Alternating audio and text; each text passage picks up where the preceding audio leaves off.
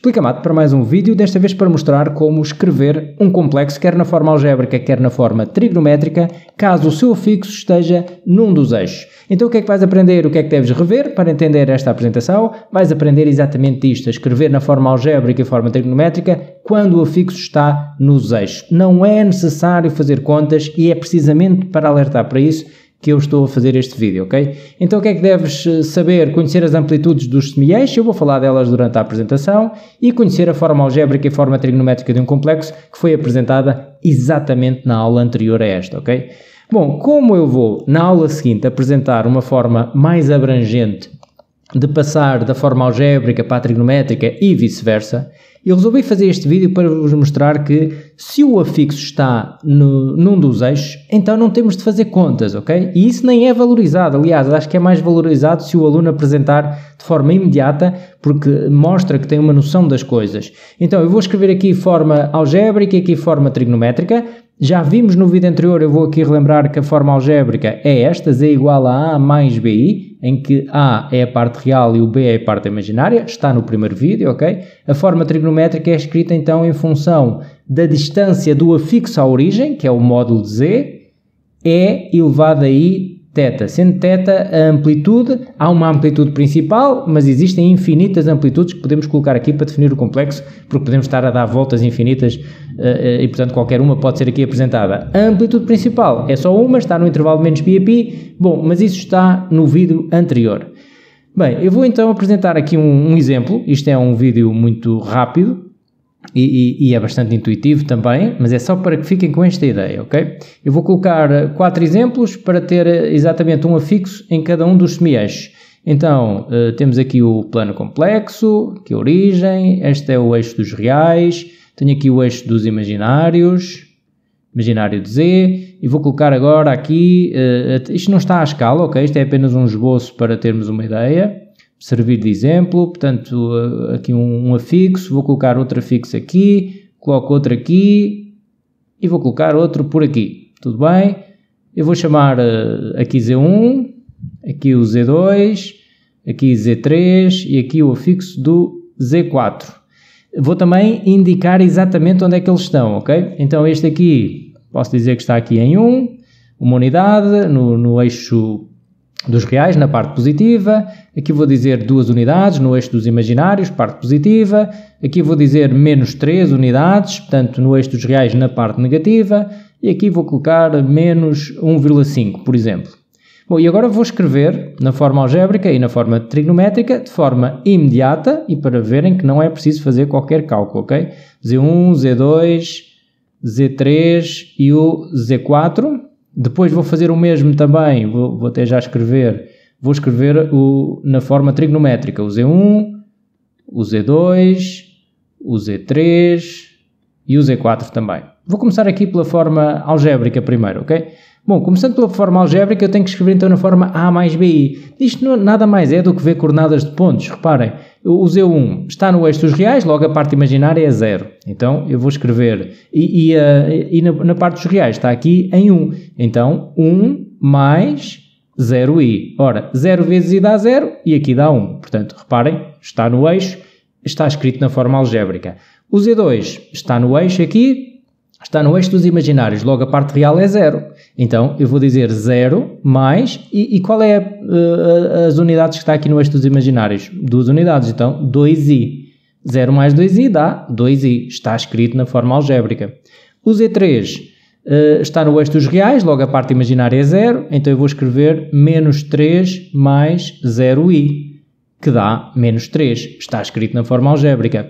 E o Z4, por sua vez, está no eixo dos imaginários, a parte real é 0, então eu vou escrever 0 menos 1,5i, ou seja, menos 1,5i. Bom, agora vamos ver como escrever, e imaginem que são dados estes complexos na forma algébrica, como é que eu vejo escrito na forma algébrica se está ou não num dos eixos? Bom, para estar num dos eixos, ou a parte real ou a parte imaginária tem que ser 0, ou as duas até, se for o complexo nulo, mas desde que uma das partes, a parte real ou a parte imaginária, seja nula, bom, então já, o seu afixo já está num dos eixos. Então como é que passo imediatamente para a forma trigonométrica sem fazer contas? Só tenho que fazer uma pergunta, que é, eu preciso do módulo, que é a distância do afixo à origem. Temos tudo aqui e preciso da amplitude, porque se está nos eixos, nós conhecemos estas amplitudes. Esta aqui é logo 0, é a primeira, não é? Como é que vêm as amplitudes? Reparem, há sempre aqui um ângulo que podem visualizar que tem o lado origem no semi-eixo positivo dos reais e o lado extremidade é o que une a origem ao afixo. Por exemplo, aqui o que une a origem a este afixo é o ângulo 0, que também pode ser o 2π ou o 4π ou por aí. Aqui esta amplitude já é π sobre 2. Esta eu também conheço. Esta eu também conheço, que é o 3π sobre 2. Esta é o π, não é? 3π sobre 2. Mas posso andar também aqui na parte negativa. Bom, eu vou falando caso a caso para que seja mais simples, ok? Vou aqui fazer caso a caso. Então vou começar aqui pelo primeiro, Z1. Z1, eu vou perguntar qual é a distância do afixo à origem? Uma unidade. A distância é 1. Então, 1 é elevado a I. Qual é o argumento? Reparem, o lado origem é sempre o semi-eixo positivo dos reais. Neste caso, unindo a origem ao afixo, vai coincidir. Então eu posso dizer que é a amplitude 0. Mas também podia dizer que era 1 é elevado a I 2π. Ou poderia dizer aqui infinitas amplitudes. Claro, como eu já referi, depois a amplitude principal. Se nos pedirem a amplitude principal é uma coisa, senão eu posso pedir aqui qualquer uma delas. Então este complexo está escrito na forma trigonométrica. O Z2, a mesma coisa. Eu vou perguntar qual é a distância do afixo à origem. 2 unidades. Então 2 é elevado a I. Qual é a amplitude? Bom, devemos conhecer esta amplitude aqui, que é o lado origem é sempre o semi-eixo positivo dos reais e o lado extremidade é unindo a origem ao afixo. Então dá aqui π sobre 2, não é? Então esta amplitude nós conhecemos. Então aqui fica π sobre 2. Ou poderia adicionar 2π ou subtrair e pôr aqui outra amplitude também. Esta é a amplitude principal. Reparem agora quando temos valores negativos aqui. Cuidado com isto, que há pessoas que se enganam aqui por instinto ou por distração, vá. Z3, na trigonométrica, qual é a distância deste afixo à origem? Reparem, a distância é uma distância, é um módulo. Qual é a distância do afixo à origem? Não é menos 3. Uma distância tem que ser um valor positivo. Então aqui fica 3, tem que ser positivo, ok? A distância daqui à origem é 3, não é menos 3. 3 é elevado a I π, ok? Π, porque esta amplitude aqui é π. Também poderia dizer menos π, se viesse por este lado. Ok? Se disser π, estou a dizer a amplitude principal. Lá está. Podem dizer qualquer uma para definir o complexo. Depois, a amplitude principal, que já sabem que tem um nome, que é o argumento de Z, o arg de Z. Já agora, o Z4. Qual é a distância deste afixo à origem? É menos 1,5? Não, é uma distância, tem que ser positiva. A distância tem que ser um valor positivo. Então, 1,5, aqui é o módulo, ok? É a distância do afixo à origem. 1,5 é elevado a I. Agora vou colocar aqui menos π sobre 2, porque me apeteceu colocar aqui a amplitude principal, que é esta, menos π sobre 2. Mas eu poderia colocar também 1,5 é elevado a I 3π sobre 2. É o mesmo complexo.